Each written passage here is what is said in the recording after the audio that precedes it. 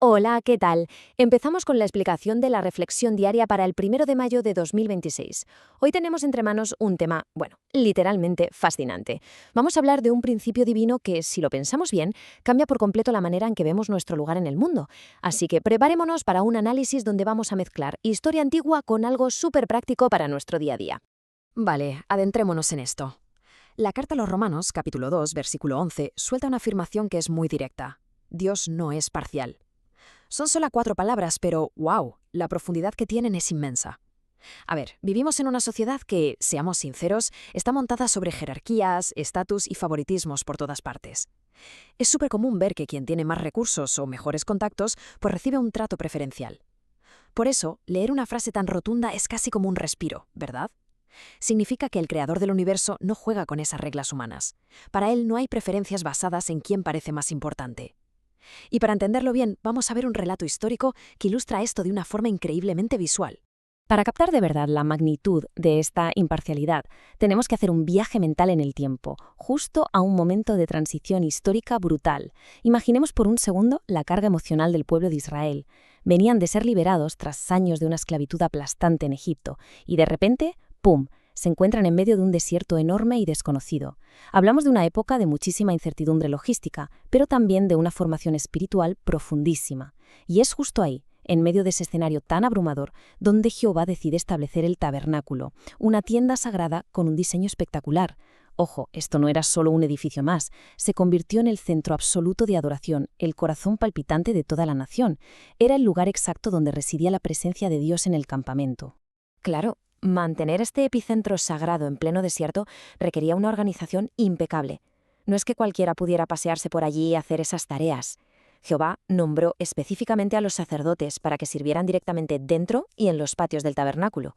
Y además de ellos, a los levitas se les dieron unas responsabilidades súper detalladas.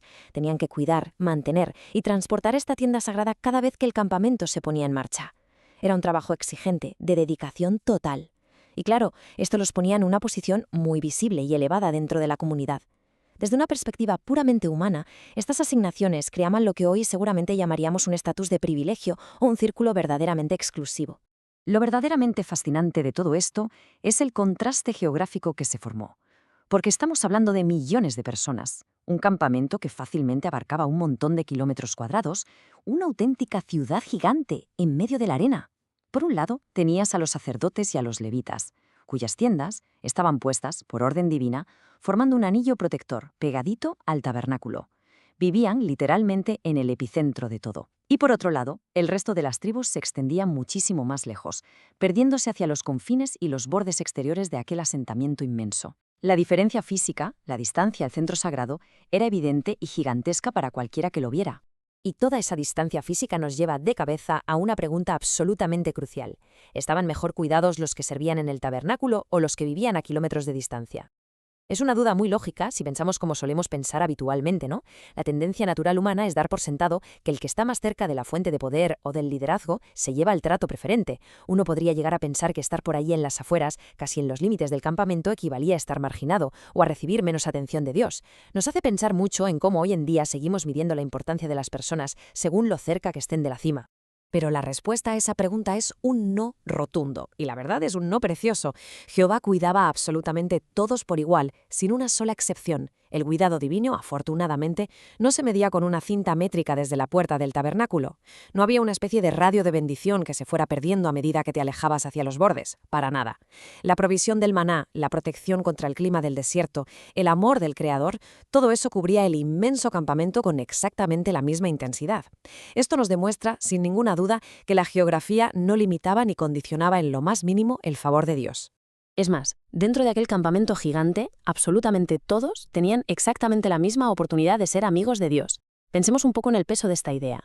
La amistad espiritual es una relación súper íntima, muy estrecha, y a pesar de que eran millones de personas repartidas por un territorio enorme, el acceso al Creador no era algo exclusivo para una élite religiosa.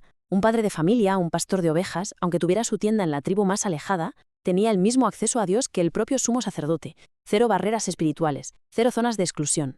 Esa conexión personal estaba 100% al alcance de todos. Y esto ilustra de manera brillante cómo esa imparcialidad se llevaba a la práctica de una forma que se podía ver y tocar. Para asegurarse de que absolutamente nadie se sintiera excluido o que se quedara a oscuras, Jehová proporcionó unas señales visuales inconfundibles. Lo cuenta el libro de Éxodo en el capítulo 40, versículo 38. Hablamos de la imponente columna de nube por el día y de una espectacular columna de fuego que iluminaba la noche. Ojo, no eran banderitas ni señales discretas, eran manifestaciones monumentales, sobrenaturales, que se levantaban desde el tabernáculo hasta el cielo. Estaban diseñadas literalmente para que se vieran claramente desde cualquier punto, por muy lejos que se estuviera. Básicamente, esta nube milagrosa era el gran elemento igualador en medio de la crudeza de aquel desierto. Era una señal divina que unificaba y guiaba a toda la nación a la vez, como si fueran uno solo. Al ser tan gigantesca y visible para todos al mismo tiempo, borraba de un plumazo cualquier desventaja que pudiera tener alguien que viviera en los extremos del campamento. No había que esperar a que un mensajero llegara corriendo con la noticia, ni depender del boca a boca entre las tiendas. La información vital, la guía directa del Creador, le llegaba a la familia más humilde de la frontera en el mismísimo segundo que a los líderes del centro. Pasemos a ver cómo se desarrolla esto en el día a día logístico, que es fascinante. Según el libro de Números, capítulo 9, era una secuencia superestructurada de 4 pasos. Primero, veían que la nube milagrosa se empezaba a mover. Segundo, en cuanto veían la señal, recogían sus pertenencias. Tercero, desmontaban las tiendas de forma ordenada. Y cuarto, se movían todos a la vez, sincronizados con el resto de la nación. Imaginar esa coreografía masiva pone los pelos de punta. Todo un pueblo, con sus rebaños y sus familias, respondiendo como un solo organismo a una única señal visual. Es una muestra de un cuidado increíble hacia cada individuo. El resultado de este diseño tan espectacular era una inclusión absoluta. Hasta las familias que acampaban en la zona más remota podían ver la señal perfectamente y unirse al movimiento sin quedarse atrás. Hay que recalcarlo, la distancia física del centro del campamento se traducía en 0 aislamiento espiritual o práctico. Esta sincronía tan perfecta deja clarísimo que el sistema que Dios montó en el desierto no estaba hecho para favorecer a 4 afortunados en primera fila. ¿Qué va? Estaba diseñado al milímetro para que cada miembro de la nación se sintiera integrado y no se perdiera. Ahora, toda esta historia no se queda en un simple relato antiguo, es que conecta directamente con nosotros hoy. Dejemos atrás la arena del desierto y vengamos al presente. Hoy en día nuestras ciudades, nuestros diferentes niveles económicos y los sitios donde vivimos son en el fondo nuestro propio campamento moderno. Verlo así nos ayuda a tender un puente entre lo que vivieron los israelitas y nuestras circunstancias de hoy. Nos prepara para darnos cuenta de que aquel cuidado tan equitativo sigue totalmente activo y en funcionamiento en la actualidad. Así que el punto crucial de todo esto, la gran lección que nos llevamos, es esta. No importa para nada en qué lugar del mundo o en qué circunstancias se viva hoy. La realidad es que Jehová ama, cuida y protege a cada ser humano por igual. Ese mismo cuidado imparcial y profundo que guiaba a los israelitas hacia lo desconocido, cruza nuestras fronteras de hoy. Supera cualquier distancia y cualquier situación personal que estemos atravesando. Es un mensaje que consuela muchísimo.